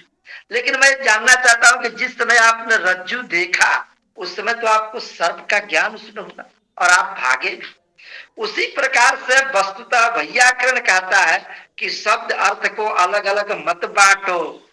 ये भारत देश है, इसमें किसी को मत बांटिए, सबको जोड़ के चलिए। ये शब्द को अलग मत कीजिए मित्र, अर्थ को भी अलग मत करो। जो यम शब्द सोयम अर्थ, जो यम अर्थ सोयम शब्द, शब्दार्थयो हो भिन्नता नास्ति। शब्द अर्थ में कोई अंतर नहीं है, क्योंकि ये तो विवर्तवाद के हम पुजारी हैं। वो शब्द ब्रह्म से ये संसार अर्थ रूपी निकला है, अब फिर समय आएगा तो यह अर्थ उसी शब्द ब्रह्म में प्रवेश करेगा। इसीलिए पतंजलि सिद्ध नित्य का प्रयोग करते हैं। और वो शब्द अर्थ के बीच में इतरेतराध्यास, शब्द से इतर अर्थ, अर्थ से इतर मित्र शब्द, दोनों के बीच में जो हमें अध्यास या आरोपित जो ज्ञान है, इतरेतराध्यास मूलक जो उसको बताने वाला जो ये तादात्म्य, तादात्म्य नाम अर्थात योयम शब्द सोयम अर्थ तस्य आत्मा तदात्मा तदात्मनः भाव तादात्म्यम, अर्थात शब्द अर्थ में कोई अंतर ही नहीं। जो शब्द है वही अर्थ है, ये भेद नहीं समझना है। अब थोड़ा बहुत कुछ इसमें यत्तु करके कुछ पंडित आते हैं, विद्वान पंडित, वो कहते हैं कि क्या बोल गए हो तुम, जो शब्द है वही अर्थ है। तो अग्नि इस आन पूर्वी के उच्चारण करने से जिह्वा में दाहकता आनी चाहिए, जिह्वा को जल जाना चाहिए। ये तमाम हमारे होटलों में मिठाइयां बिक रही है, यदि हम शब्द अर्थ में अंतर नहीं माने, एक ही माने, तब तो फिर हम जैसे रसगोलक कहेंगे तब हमें रसगोलक का अनुभव होने लगेगा, क्योंकि शब्द अर्थ में तो अंतर ही नहीं है। तो आप चिंतन करेंगे कि ये होटलों की मिठाइयां रसगुल्ला कैसे बिकेंगे, ये नहीं बिक पाएंगे। कहा कि नहीं नहीं, देखिए यही नहीं, वाल्मीकि भी कहते हैं कि रामेति द्वयक्षरम नाम मान भंगा पिनाकिना। जरा चिंतन कीजिए, राम का जो ये दो अक्षर का नाम है, यही दो अक्षर का नाम जो है वस्तुतः उस धनुष को, शिव धनुष को तोड़ा था। मित्रों, क्या ये नाम दो अक्षर का नाम तोड़ेगा कि वो जो नासिका, कर्ण और ये शरीर जो मांस पिंड जो शरीर होगा वो शरीर तोड़ा होगा? ये दो अक्षर का नाम कैसे तोड़ा होगा? अर्थात वाल्मीकि भी संकेत कर रहे हैं कि शब्दार्थयो हो तादात्म्य। शब्द अर्थ में क्या है मित्रों? तो शब्द अर्थ में तादात्म्य है, अर्थात जो यम शब्द स्वयं अर्थ, ये दोनों में कोई अंतर नहीं है। रही बात कि आपके जो मिठाई का जो भाव आ रहा है, तो वस्तुतः कदाचित वैयाकरण बौद्धार्थ मान लेता है, अर्थात बुद्धि से गृहित अर्थ मान लेता है। तो वहां पर मान करके दोनों को अलग करके वो अपना व्यवहार करता है। वस्तुतः शब्द अर्थ में कोई अंतर नहीं है। ये वैयाकरणों का एक सिद्धांत पक्ष है। देखें भर्तृहरि इस पर क्या कहते हैं। भर्तृहरि जी कहते हैं नित्या शब्दार्थ संबंधा तत्रामनाता भर्तृ सूत्राणाम सानुतंत्राणाम भाष्याणाम च प्रणेत्रिभिः। भाष्यकार भर्तृहरि भी कहते हैं, और भर्तृहरि स्वयं नहीं कहते हैं, भर्तृहरि डर गए क्योंकि भर्तृहरि क्या बताना चाह रहे हैं?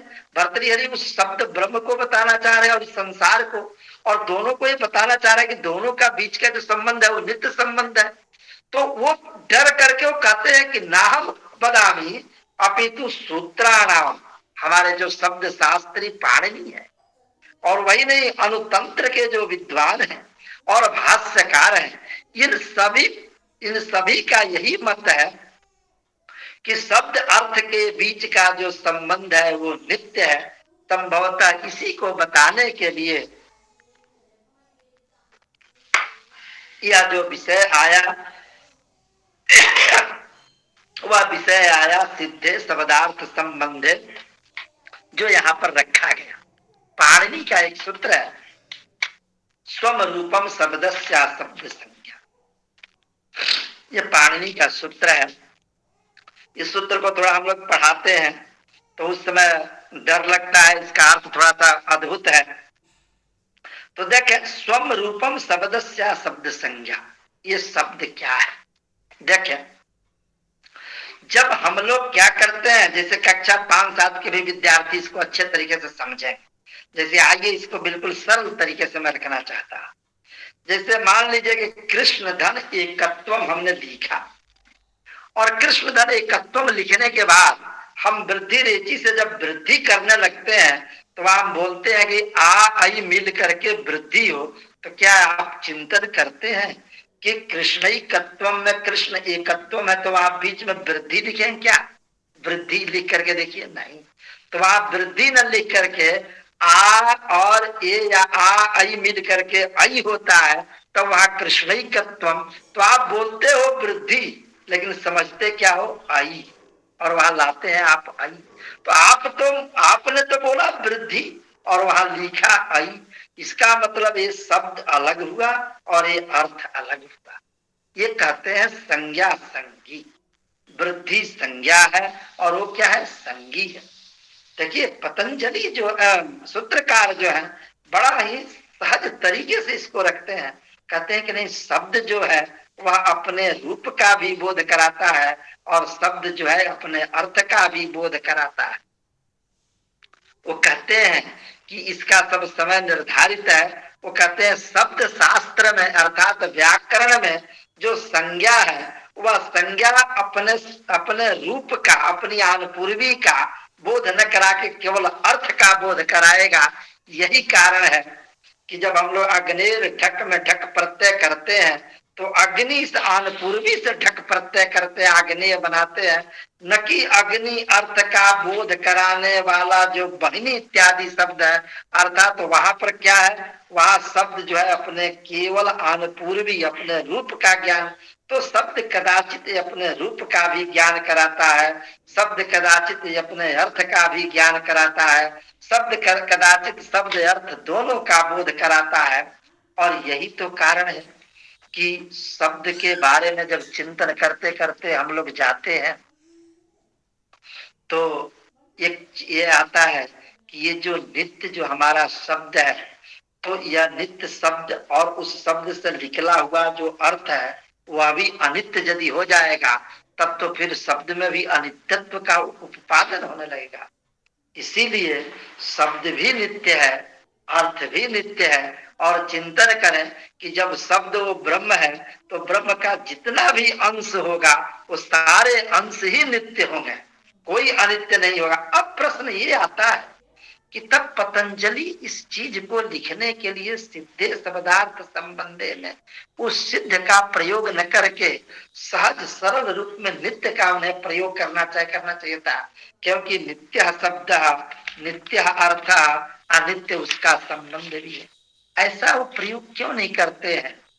तो एक चीज मित्र मैं यहाँ पर रखना चाहूंगा। क्या 5-7 मिनट अभी समय है ना? हरिओम।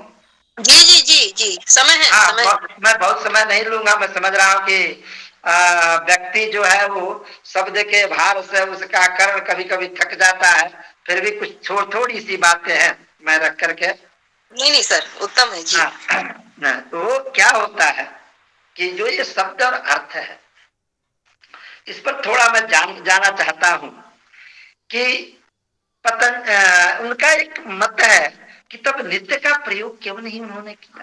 तो आप चीज देखें, नित्य का प्रयोग उन्होंने क्यों नहीं किया? इसके पीछे एक कारण है। हम जब कोई काम करते हैं तब मम कार्यस्य एकम उद्देश्यम न भवति, ये ऋषि का कार्य है। ऋषि किसी एक उद्देश्य से काम नहीं करता है। ऋषि ये नहीं चाह रहा कि केवल मैं शब्द को आपको बताऊं कि शब्द की नित्यता क्या है, अर्थ की नित्यता क्या है, दोनों के बीच के संबंध जो है वो भी नित्य। केवल ऋषि का यही उद्देश्य नहीं है, ऋषि का अनंत उद्देश्य होता है। ऋषि कहता है, वस्तुतः इस व्याधि भी इसी ओर संकेत करते हैं और पता चलता है इस व्याख्यान के माध्यम से कि संभवतः सिद्धे शब्दार्थ संबंधे यह पतंजलि का प्रथम वार्तिक है और प्रथम भाष्य का एक प्रथम वार्तिक है। क्यों? क्योंकि सिद्ध के जगह पर यदि वो नित्य का प्रयोग करते तो नित्य शब्द मंगल वाचक नहीं है, और सिद्ध शब्द को मंगल वाचक ऐसा विद्वानों ने कहा है कि सिद्ध शब्द जो है वो मंगल का वाचक है। ये कोशकार वगैरह कई जगह आप जाएंगे तो सिद्ध शब्दस्य मंगलत्वम ऐसा कर करके अनेक विद्वानों ने इसको उद्घोष किया है।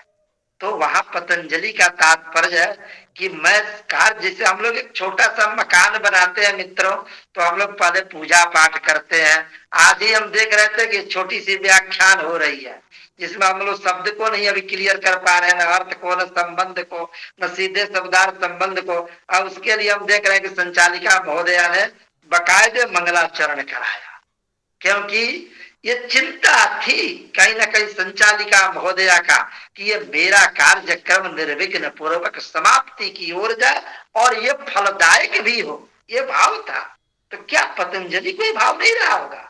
निश्चित रूप से पतंजलि के भाव से उत्तप्रोत होकर के महोदया ने कार्य कराया होगा। पतंजलि के भी मन में चिंतन है, मैं तो महाभाष्य लिख रहा हूं, ये सामान्य चीज नहीं है। अन्य सभी दर्शनों का तो भाष्य है, तो महत्भाष्य है। तो इसके लिए उन्होंने मंगल सूचक जो शब्द है वो सिद्ध शब्द को रखते हैं। अन्यथा सिद्ध शब्द का दोनों अर्थ है। जब हम कहते हैं सिद्धम आकाशम, सिद्धा पृथ्वी, तो यहाँ पता चलता है कि सिद्ध जो शब्द है वो नित्य का बोधक है। सिद्धा ओदन, सिद्धा पाक, तो यहाँ पता चलता है कि ये जो सिद्ध शब्द है वो कार्य के रूप में। तो हमें दोनों रूप में दिखाई देता है सिद्ध शब्द, लेकिन उन्होंने नित्य का प्रयोग स्पष्ट प्रतिपत्ति को इग्नोर करते हुए, सुस्पष्ट प्रतिपत्ति को इग्नोर करते हुए उन्होंने सिद्ध शब्द का अवलंबन करके यह द्योतित किया कि ये मंगलवाचक भी सिद्ध शब्द है और होना भी चाहिए। जब हम शब्द महोदय को, जब शब्द ब्रह्म को हम रखना चाहते हैं और उनके द्वारा विवर्त इस संसार को रखना चाहते हैं, और फिर दोनों के बीच के रिलेशन जो वेदांत कायम करते करते थक जाता है, तो उसके लिए तो मंगलवाचक शब्द चाहिए भी। इसीलिए उन्होंने मंगलवाचक के शब्दों को रखा। थोड़ा सा मैं 2-4 मिनट और, तर्क संग्रहकार जो है अन्नम भट्ट, वो कहते हैं शब्द को लेकर के कि श्रोत्र ग्राह्यो गुण शब्द। वहां ग्राह्य का अर्थ है ज्ञान, अर्थात ये जो श्रवणेन्द्रिय है, ये श्रवणेन्द्रिय से उत्पन्न जो ज्ञान होता है, उस ज्ञान का विषय जो है वो शब्द है और शब्द गुण है न्याय शास्त्र में। और वो शब्द कहाँ रहता है? तो कहते हैं समवाय संबंध से वो आकाश में रहता है। जरा नैयायिकों के शब्द को चिंतन करें। फिर आगे वो कहते हैं कि ये जो शब्द है वो 2 भागों में बांटते हैं, एक ध्वन्यात्मक शब्द है और एक वर्णात्मक शब्द है। जो भिरियादि की जो वाणी है उसको ध्वन्यात्मक मानते हैं, और हम सब जो संस्कृत बोलते हैं उसको कहते हैं कि मित्र यह वर्णात्मक ध्वनि है। फिर आगे क्या कहते हैं? इसको 3 भागों में बांटते हैं। देखिए, जहां पर हम व्याकरण कहते हैं न शब्द की उत्पत्ति होती है न शब्द का निधन होता है, वहीं हमारे नैयायिक मित्र कैसे उलट जा रहे हैं। वो हम किस तरह का जो है हमारे ऊपर जो है घड़ा का घड़ा पानी फेंक रहे हैं। वो कह रहे हैं ये तुम्हारा जो शब्द है ना मित्र, ये तुम्हारा शब्द 3 प्रकार से पैदा लेता है। कौन कौन? तो कहते हैं संयोगज शब्द, विभागजः शब्द और शब्दजः शब्द, अर्थात संयोग से शब्द की उत्पत्ति होती है। जैसे भेरी और दंड दोनों के संयोग होने से झंकार पैदा होता है। और सरल करें तो मैं कहूं कि जैसे हस्ताभिघात हमने किया तो अभिघात से ध्वनि निकली, वो शब्द है उनके अनुसार। जैसे जैसे बाजा बजाते हैं तो वहां पर भी अभिघात संयोग है, अभाघात का और उसके यंत्र का।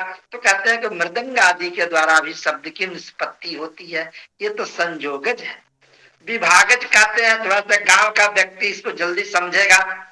जो गांव में कोई रहते हैं, जैसे बांस को आप लोग देखे होंगे, और बांस को जब हम दो भाग में करते हैं, उसको फाड़ते हैं, तो उसमें से चट चट की ध्वनि आती है। तो कहते हैं ये ध्वनि, ये शब्द क्या है? ये विभागज है। फिर आगे कहते हैं कि शब्द से भी शब्द पैदा लेते हैं। वहां पर दो न्याय का प्रयोग करते हैं नैयायिक के लोग, बीची तरंगन न्याय और कदम्ब मुकुल न्याय। जरा इस पर आप लोग सुनेंगे, बीची तरंगन न्याय क्या है। जैसे क्या होता है कि जल में जब हम पाषाणादि को निक्षेप करते हैं, फेंकते हैं, तो वहां पर वर्तुलाकार एक तरंग पैदा लेता है, वर्तुलाकार। और फिर उस तरंग के बाद में दूसरा तरंग, तीसरा तरंग, चौथा तरंग, इस तरह तरंग पैदा होते हुए उसकी जो एक निहित शक्ति है वहां तक वो तरंग बनते चला जाता है। मित्र, उसी प्रकार जब हम एक शब्द बोलते हैं तो संभवतः उस दूसरा, फिर जैसे हमने गौ बोला, ग बोला, उसके बाद में औ बोला, फिर विसर्ग बोला, तो ये क्रम से जो है एक दूसरे तीसरे करते हुए हमारे कर्ण विवर तक जाता है। इस प्रक्रिया को कहते हैं कि एक शब्द से दूसरा शब्द सहयोग के रूप में आगे बढ़ रहा है, अर्थात वो जन्म ले रहा है, वो आगे की ओर अग्रसर हो रहा है। तो इसको वो कहते हैं कि बीची तरंगन न्याय से ये शब्द है। फिर कदम्ब मुकुल न्याय, वही चीज है, कोई बहुत अंतर नहीं है। जैसे क्या होता है कि कदम्ब पुष्प वर्तुलाकार होता है, उसमें बहुत सारी मंजरी लगती है चक्र के रूप में, और एक चक्र के बाद दूसरा चक्र, तीसरा चक्र, एक क्रम से आगे की ओर बढ़ता है। हमें तो ये अनुभव से भी लगता है कि जब हम लोग कोई जप करते हैं, तप करते हैं, और परमात्मा का जप लोग नहीं करते हैं, ये 1 लाख से ऊपर गायत्री जप किए। मैं कहता हूँ क्यों, ये करने से काम नहीं चल रहा, 1 लाख क्यों किए? तो वो क्या होता है कि वो जप क्रम से आगे की ओर बढ़ता है, एक शब्द दूसरे शब्द को लेते लेते और फिर जो है उस गायत्री के जो उपास्य देव है वहां तक उस शब्द को, एक शब्द दूसरे शब्द को पहुंचाता है। इस प्रक्रिया को शब्द के रूप में वो प्रत्यक्ष, साक्षात उसका प्रत्यक्ष किया जाता है। तो ये नैयायिकों का एक अपना मत है। आइए अभी जो हम लोग चर्चा करते हैं सिद्धे शब्दार्थ संबंधे में, कि सिद्ध का अर्थ है नित्य। वस्तुतः नित्य की परिभाषा क्या है? ये नित्य क्या चीज है? पतंजलि स्वयं नित्य की परिभाषा करते हैं। नित्य कहते किसको? हालांकि नित्य की परिभाषा बहुत बड़ी परिभाषा है, समय को और मर्यादा को देखते हुए मैं कहूंगा कि वो कहते हैं कि कुटस्थ, अविचाली, अनापाय, फिर कहते हैं उपजन, विकारी, उत्पत्ति, वृद्धि और व्यय, इधर 5 को अलग कीजिए, ये रहित होना चाहिए, उसको नित्य कहते हैं। थोड़ा सा इसको हम समझाएंगे आपको, आप समझेंगे, पहले अनित्य को समझें तब फिर उसी के माध्यम से समझेंगे। तो क्योंकि अभाव ज्ञान प्रतियोगी ज्ञान में कारण, कभी कभी क्या होता है कि व्यक्ति कहता है कि हमको घट मत बताइए, हमको घटा भाव बताइए। तो ये तय है कि घट का अभाव घट नहीं है, ये ज्ञान तभी संभव है जब घट का ज्ञान हो, क्योंकि घट ज्ञानम बिना अभाव का ज्ञान हो ही नहीं सकता है। लेकिन आज थोड़ा सा मित्र, मैं इस जो विद्वानों के जो महनीय सिद्धांत है उससे थोड़ा मैं इतर चल रहा। मैं पहले आपको अनित्य के बारे में बताऊं, उस अनित्य के बारे में बताने के पहले मैं बताऊं कि ये अनित्य 3 प्रकार की अनित्यता होती है। एक संसर्ग अनित्यता है, संसर्गानित्यता, एक परिणाम अनित्यता होती है, और एक वस्तु विनाश रूपात्मिका अनित्यता होती है। संसर्गानित्यता क्या है आप इसको समझेंगे बेहतर तरीके से। जैसे मम पार्श्व स्फटिक है मेरे पास, और स्फटिक को कदाचित रक्त पुष्प से उसको हम रंग देते हैं तो वह स्फटिक हमें कैसा दिखता है? तो स्फटिक हमें रक्तिम स्फटिक दिखाई देता है। और जब फिर से जब उसमें घर्षण होता है, संसर्ग किसी दूसरे चीज का घर्षण, फिर वो रंग गिर जाता है। आप जरा चिंतन करें कि जो स्फटिक किसी अन्य रंग में था और पुष्प रक्त पुष्प के संसर्ग के बाद वह जब रक्तिमा में कन्वर्ट होता है, रक्तिमा में जब वो परिवर्तित होता है तो उसके रंग कोई दूसरा होता है। पुनः वह स्फटिक जो है वो कुछ कालांतर में वो रंग हटता है तो पूर्व के रंग में आता है। इसको कहते हैं वो जो रक्तिमा थी वह रक्तिमा अनित्या थी और वो संसर्ग के कारण पैदा हुई थी। ये अनित्यता है। दूसरा परिणाम अनित्यता क्या है? जैसे आम का आप फल देखते हैं तो आरंभ में वो कच्चा और हरा दिखता है, बाद में वह आम क्या हो जाता है? पक जाता है तो वह लाल दिखाई देता है, किसी दूसरे रंग में दिखाई देने लगता है। तो आम जो कच्चा आम था उसमें हरापन था और कालांतर में वह आम जब लाल हो गया तो ये परिणाम अनित्यता है। अर्थात वह हरापन नष्ट हो करके वो लाल रक्त में कन्वर्ट होता है और एक वस्तु विनाश, जैसे घट बना और घट जो नष्ट हो गया, इसको कहते हैं वस्तु का नाश हो जाना। ये तीन प्रकार की अनित्यता है। और मित्रों, ये संसर्ग अनित्यता, परिणाम अनित्यता और वस्तु विनाश रूपी अनित्यता, ये तीनों से भिन्न शब्द है। शब्द में किसी को जोड़ भी दोगे तो उसका किसी भी प्रकार की कोई रंग रूप में परिवर्तन नहीं होगा, न शब्द के परिणाम में परिवर्तन होगा और नहीं शब्द का कभी नाश होगा। तभी तो कहा अनादि निधनम ब्रह्म। तभी तो इन्होंने सिद्ध शब्द लगाया कि शब्द के पहले सिद्ध विशेषण लगाया कि अयम शब्द नित्य। ये शब्द क्या है? नित्य है। फिर कहते हैं नित्य क्या है? कुटस्थ है, अविचाली है। कुटस्थ सिद्ध है और अविचाली, अर्थात इसमें किसी क्रिया को लेकर के ये आगे के मतलब बढ़ती भी नहीं है और ये घटती भी नहीं है, अर्थात इसका नाश भी नहीं होता है और उपजनन, इसकी उत्पत्ति भी नहीं होती है। इसमें किसी प्रकार का विकार भी नहीं होता है और इसमें किसी प्रकार की वृद्धि भी नहीं होती है। आना ये शब्द में कोई व्यय भी नहीं होता है। ऐसा सुंदर शब्द ब्रह्म जब हम लोगों के बीच में उपस्थित होता है तो इसी को तो हम लोग उत्सव मनाते हैं। इसीलिए शब्दोत्सव, शब्द हमारे लिए उत्सव है। शब्द हमारे लिए क्या है? तो वस्तुतः शब्द हमारे लिए ब्रह्म है, वही हमारे लिए सब कुछ है। और मैं बताऊं कि इसी शब्द के जो पुजारी होते हैं वह पुजारी लोग परा, पसंती, मध्यमा और भयखरी, ये जो चार चीज, जो महान जो शाब्दिक है, वो महान शाब्दिक शब्दविद जो है वह परा, पसंती, मध्यमा, भयखरी को समझता है। आगे पतंजलि कहते हैं कि जो तुम इस शब्द की पूजा करते हो ये तुम्हारे लिए शब्द करेगा क्या जी? वैयाकरण नहीं, नहीं रक्षति डूक्रिय करण, इतना बड़ा तो धातु रक्षा नहीं करेगा, शब्द क्या रक्षा करना? तो कहा कि नहीं नहीं, एक का शब्द सम्यक ज्ञात। यदि एक शब्द को भी हम ठीक से समझ गए और ठीक से समझ गए तो क्या किया? वो एक का शब्द सम्यक ज्ञात इह लोके परलोके च काम दुख भवती। या शब्द ब्रह्म के जो हम लोग पुजारी हैं, इस लोक में भी और परलोक में भी। इसीलिए वैयाकरणों को भी कहा गया कम बोलिए, लेकिन वैयाकरण अधिक नहीं बोलते हैं तब तक उनका मन लगता नहीं है, क्योंकि जो अल्पाक्षर होता है वही प्रशंसनीय होता है। और अब आजकल लोग कहते हैं कि नहीं, अधिक से अधिक अक्षरों को पढ़ना है, नक्षरती अक्षरम। एक चीज मैं कहूं कि घट और शब्द जरा देखिए, ये जो हम घट जो संसार में देख रहे हैं, ये जो घट देख रहे हैं, हमने इतरेतरा अध्यास पर चर्चा कर चुके हैं, वो अध्यास रूप है, वस्तुतः घट है में नहीं, वो शब्द ही रूप है। तो हम जो घट देख रहे हैं, तो कभी हम कुंभकार के घर जाते हैं और कहते हैं कि भो कुंभकार एक घट बनाओ, इस घट से मैं जलाहरण रूपी कुछ कार्य करूंगा, या इस घट के माध्यम से मैं जल का पान करूंगा, एक घट बना करके दीजिए। तो कुंभकार घट बना करके दे देता है। उसी प्रकार महान वैयाकरणों के यहाँ पहुंचेंगे, जो प्रकृति प्रत्यय को जानने वाला है और प्रकृति प्रत्यय को जोड़ करके शब्द जो बनाता है, वस्तुतः ये कल्पना है। ये शास्त्रीय प्रक्रिया निर्वाह के लिए है। न प्रकृति है न प्रत्यय है, न प्रकृति का अर्थ है न प्रत्यय का अर्थ है। वस्तुतः वो क्या है, तो वह जो है वो शब्द है और अर्थ है। उसको हम बांट नहीं सकते, ब्रह्म को कैसे बांटेंगे।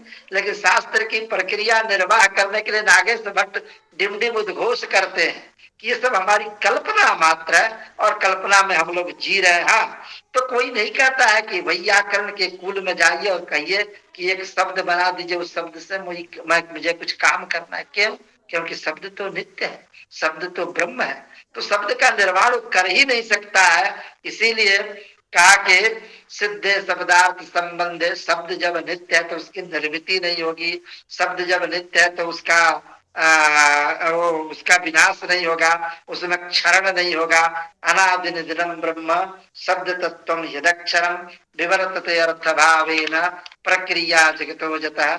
यही कह करके मैं यहाँ पर विराम लेने के पहले मैं एक लाइन और इसमें जोड़ना चाहता हूं कि मित्रों, आजकल एक डिबेट चला है। क्यों मैं इसको कहने जा रहा हूं? क्योंकि हमने आरंभ किया गौर इत्यत्र कह सकता है, और एक डिबेट में आप लोग कुछ लोग सहमत होंगे, कुछ लोग सहमत नहीं होंगे। लेकिन मैं कहना चाहता हूं, हमने सुधांशु त्रिवेदी जी को सुना और उन्होंने कहा कि गौ कौन है। तो कहते हैं कि मणिपुर वगैरह में जो गौ को लेकर के, गौ को जो अपना आहार का विषय बनाते हैं, तो उन्होंने कहा कि वो गौ नहीं है। और वो गौ का जो है विज्ञान की भाषा में डिफिनीशन क्रिएट करते हैं। तो मित्रों, पतंजलि बहुत पहले बता चुके हैं कि गौ कहते किसको है, अर्थात जिसमें शासना हो, जिसमें लांगुल हो, जिसमें ककुद हो और जिसमें खुर हो। यही तो कहा शासनाधिमत्तम गौर लक्षण। और ये बिल्कुल सत्य है कि शासना जिसमें नहीं है उसको गौ के रूप में हमारा शास्त्र प्रतिष्ठापित नहीं करता है। और हमारे तालवादी अभिघात के द्वारा जो गकार यौकार विसर्ग ये जो निकलता है, इसके बाद में जो शासना लांगुल अर्थ की प्रतीति होती है, वो वस्तुतः अर्थ है। दोनों के बीच का जो संबंध है वो तादात्म्य संबंध है, नैयायिकों के यहाँ ईश्वरेच्छा संबंध है। यही मैं कह करके पुनः आप सभी को, मुझे इस सारस्वत व्याख्यान में कुछ शब्द विसर्जन करने का आपने मौका दिया है। मैं आप सभी को हृदय से नमस्कारांजलि समर्पित करते हुए इस आशय से विराम लेता हूं कि इसका जो असत पक्ष होगा वो वस्तुतः मेरा है और जो सत पक्ष होगा वह परमात्मा का है। नमो नमः। आपके वैदुष्य को सादर प्रणाम करती हूँ आचार्य जी। आपका म्यूट है, माइक म्यूट है। आज का ये वक्तव्य निश्चित रूप से शोधार्थियों के लिए, संस्कृत साधकों के लिए, सुर भारती समाराधकों के लिए तथा शब्द साधकों के लिए निश्चित रूप से जीवन में पाथे साबित होगा। पूर्ण विश्वास था कि शिव के डमरू से निनादित शब्द का व्याकरण की दृष्टि से अगर कोई न्याय कर सकते हैं तो वो काशी के ही होने चाहिए। विलंब से ही सही, आचार्य रविशंकर जी इस वक्तव्य के लिए पूर्णता को प्राप्त हुए हैं। आपने बहुत ही रोचक ढंग से व्याकरण के इस विषय को हम सबके सामने प्रस्तुत किया और इसका प्रमाण यही है कि निरंतर सभी हमारे स्नातकोत्तर कक्षा के विद्यार्थी जुड़े हुए थे। आचार्य जी, मैं आपके वैदुष्य को पुनः प्रणाम करती हूँ और आपको साधुवाद देते हुए इतना ही कहूंगी इन शब्दों में कि मंडित है काशी ज्ञान के पीयूष पाने के लिए, मंडित है काशी ज्ञान के पीयूष पाने के लिए, प्रारंभ है शिव शब्द मुक्ति जीव पाने के लिए, ओझल हुआ था थक क्षणिक भर श्रम मिटाने के लिए, फिर उठा रवि ज्ञान बनकर तम मिटाने के लिए, फिर उठा रवि ज्ञान बनकर तम मिटाने के लिए। इतना कहकर मैं आचार्य रविशंकर जी को भूयो भूया धन्यवाद देती हूँ। आपके पास भी मुझे पता है अनेक कार्य हैं थे और आपका स्वास्थ्य भी इस समय अनुकूल नहीं था, फिर भी विद्यार्थियों के उन्नयन हेतु, शैक्षणिक उन्नयन हेतु आपने अपना अमूल्य समय दिया तदर्थ में आपके प्रति कृतज्ञता व्यक्त करती हूँ, भूयो भूयः साधुवाद व्यक्त करती हूँ तथा इस कार्यक्रम के औपचारिक धन्यवाद हेतु मैं संस्कृत विभाग के अध्यक्ष प्रोफेसर राजेंद्र यादव सर को सादर आमंत्रित करती हूँ कि वे इस कार्यक्रम का औपचारिक धन्यवाद ज्ञापन करें। सर जुड़े हैं कि चले गए हैं? प्रोफेसर राजेंद्र यादव सर, उनके पास भी अनेक कार्य हैं, वो सुरक्षा अधिकारी भी हैं, तो हो सकता है कि कार्यवशात वे इस पटल से चले गए हों। तो इसमें संस्कृत विभाग के भाई रविशंकर जी को मैं नमस्कार करना चाहूंगा। डॉक्टर साहब, हमारी आवाज सुन पा रहे हैं? आपकी आ रही है सर। अरे बहुत बहुत, अरे क्या बात है। आपको मैं बहुत बहुत साधुवाद देना चाहूंगा भाई, बहुत अच्छा लगा आपको, वर्षों बाद मैं आपको सुन पाया। मिलने का सौभाग्य अभी नहीं मिल पा रहा है और अच्छा लगता कि आप सागर में आते और हम लोग आपके साथ बैठते बात। तो ये हमारे आपके बड़े पुराने संबंध हैं ना, विद्यार्थी जीवन के संबंध हैं। तो मुझे तो बहुत अच्छा लगा आपको सुन करके, और ऐसे ही सागर से नाता आपका बना रहना चाहिए भाई, है ना। सागर में आपके किसी संगोष्ठी में आमंत्रित किया जाएगा सर, सशरीर भी। जरूर जरूर जरूर जरूर जरूर, बिल्कुल बिल्कुल सर, बिल्कुल। बहुत धन्यवाद सर, बहुत धन्यवाद जी। सर आप ही इस पूरे कार्यक्रम का औपचारिक धन्यवाद ज्ञापन कर दें, डॉक्टर शशि कुमार सिंह। अरे मैडम नहीं, हम तो खैर मैं सुन रहा था और मुझे लगा कि बीच में बात कैसे करूं। हाँ, देर में जुड़ पाया था। हाँ, आप कर रहे हैं, कर दीजिए, आप आपसे ही समापन होगा। तो अब बहुत बहुत धन्यवाद मैं ज्ञापित करना चाहूंगा आदरणीय डॉक्टर रविशंकर पांडे जी का। आपके आने से और आप हमारे इस जो ये श्रृंखला शुरू हुई है हमारे विश्वविद्यालय के, हमारे विभाग के द्वारा और डॉक्टर किरारा जी मैडम के द्वारा, इस श्रृंखला के प्रथम सोपान के रूप में आप यहाँ पर आए हैं। निश्चित रूप से जब रवि ही किसी चीज का जो है आरंभ करे तो निश्चित रूप से वह प्रकाश फैलेगा और वह प्रकाश दूर तक चल जाएगा और व्याप्त करेगा सबको। तो यह आपका निश्चित रूप से यहाँ आना, हम लोगों के निवेदन को स्वीकार करना डॉक्टर साहब, और संपूर्ण संस्कृत यूनिवर्सिटी के जो गौरवशाली परंपरा है उसके संवाहक हैं आप। वहाँ बड़े बड़े विभूतियों ने अपने ज्ञान पुंज से जो है आलोकित किया है और उस परंपरा के आप साधक हैं। और आप हमारे विश्वविद्यालय के, हमारे इस विभाग के अनुरोध पर आपने समय दिया है डॉक्टर साहब, और आप अपने वैदुष्य से आज जो है शब्द के ऊपर जो चर्चा आपने की है निश्चित रूप से हमारे विद्यार्थियों और हम सभी लोगों के लिए बहुत ही अधिक ज्ञानवर्धक रहा है। और आपकी वाणी, आपकी विनम्रता और आपकी संप्रेषणीयता स्तुत्य है, निश्चित रूप से वंदनीय है। आपको इस प्रकार के ज्ञान समृद्ध व्याख्यान के लिए विभाग की ओर से आपके प्रति बहुत बहुत आभार, बहुत बहुत ही धन्यवाद। और फिर से आगे सम्मिलित होते रहें और इसी तरह से आप विभाग से जुड़े रहें, विभाग के इस अकादमिक आयोजन में जुड़ करके ज्ञान के इस यज्ञ को आप और समृद्ध करते रहें। सर आपको बहुत बहुत धन्यवाद। मैं बहुत बहुत धन्यवाद ज्ञापित करना चाहूंगा अपने विभागाध्यक्ष महोदय का, हमारे विभागाध्यक्ष महोदय प्रोफेसर राजेंद्र यादव जी, जो बड़े ही संस्कृत विभाग के लिए, संस्कृत विभाग के शिक्षकों के लिए, विद्यार्थियों के लिए हमेशा अपने उदारतापूर्ण व्यवहार से विभाग में संस्कृत के कार्यों को बहुत अधिक अच्छे समृद्ध रास्ताई रूप देने के लिए तत्पर रहते हैं, अपना सहयोग प्रदान करते रहते हैं। आज भी आप जुड़े थे और आपका बहुत बहुत धन्यवाद। बहुत बहुत धन्यवाद हमारे बीच में इस कार्यक्रम की संयोजिका महोदया का। कार्यक्रम की संयोजिका महोदया डॉक्टर किरण आर्या, आप किरण हैं और डॉक्टर रविशंकर जी के नाम में रवि जुड़ा हुआ है, और रवि की किरण जब चलेगी तो फिर निश्चित रूप से ज्ञान की किरण आगे तक बढ़ेगी। तो आपका मैडम यह लगातार जो है व्याकरण के क्षेत्र में जो आपका अपना वैदुष्य है और उसमें रविशंकर जी का यह जो व्याख्यान है और हम सभी लोगों का जो विभाग का जो अपना प्रयास रहता है इस प्रकार के ज्ञान यज्ञ को कराने का, उसमें जो आहुतियां दी जा रही हैं, रविशंकर जी की आहुति के लिए बहुत बहुत धन्यवाद। आपको मैडम बहुत बहुत धन्यवाद। बहुत बहुत धन्यवाद डॉक्टर नौनिहाल जी गौतम जी का। डॉक्टर नौनिहाल गौतम जी, आप भी इस कार्यक्रम को लेकर के बड़े उत्साहित रहे हैं, हमेशा रहते ही हैं, और यह कार्यक्रम हमारे विभाग के ऑनलाइन कार्यक्रम का